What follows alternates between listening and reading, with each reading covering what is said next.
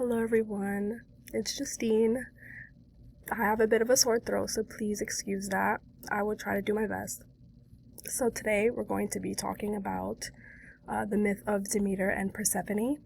Hopefully you guys are familiar with this, but if you're not, we're gonna go and dive right into it. I want you guys to sit down, take a breather, and a moment to imagine that the world is holding its breath. So fields are dry, the air turns cold, and nothing is growing. Ancient Greeks believed that this happened once, when Demeter, goddess of the harvest, turned away in grief. At the center of the myth that we're going to talk about is a mother and a daughter, Demeter and Persephone. They lived in constant closeness until one day Persephone bent down to pick a flower. And when she bent down to pick that flower, the earth just opened up and Hades rose in a dark chariot and he carried her all the way down to the underworld. And within that, Demeter had searched the world with torches in her hands, and in her sorrow she refused to let the earth bear fruit. Crops failed, and the world began to starve. I'm going to take a moment here for you guys to kind of see the depictions in these paintings for Demeter's grief.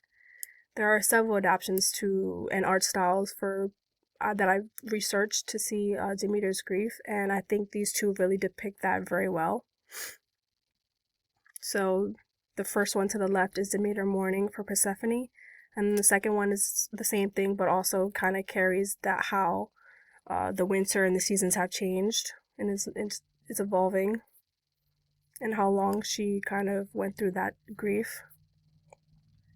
So moving on, the story has really circulated and evolved and has been implemented through many years. For example, in the Homeric hymn to Demeter, scholars really point out that this isn't just a kidnapping tale, it's a origin story that really helped ancient people understand why nature changes, kind of like seasons. So as the story goes on, like all stories do, Zeus finally intervenes. And within that, there's a problem. Persephone has tasted the food from the underworld, and specifically that food is pomegranate seeds. Because of this, a compromise has to be made. She would spend half of the year with Hades, half of the year with her mother. So as you can see on the slide, it is half the year spring and summer, and then it's the 6 months with fall and winter. So that shift kind of shows the light to the dark and the dark to the light, which kind of summarizes the seasons changing.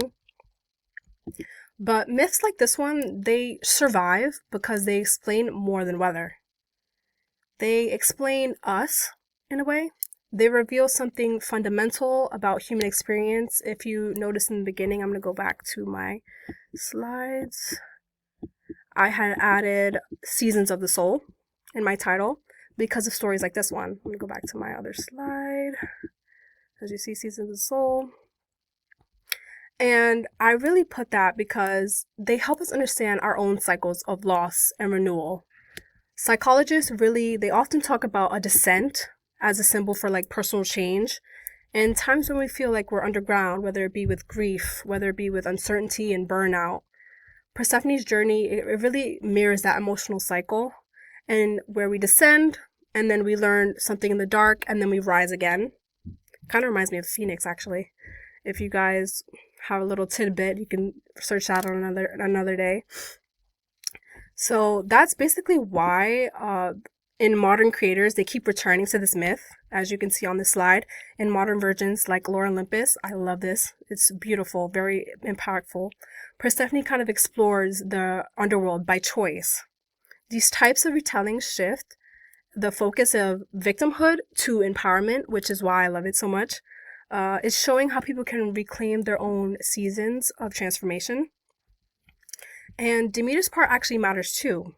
Can't forget Demeter. Her grief reshapes the world, but her hope restores it. And it shows that our emotions have an impact, and recovery takes time. So I want to say that every winter holds memory of spring.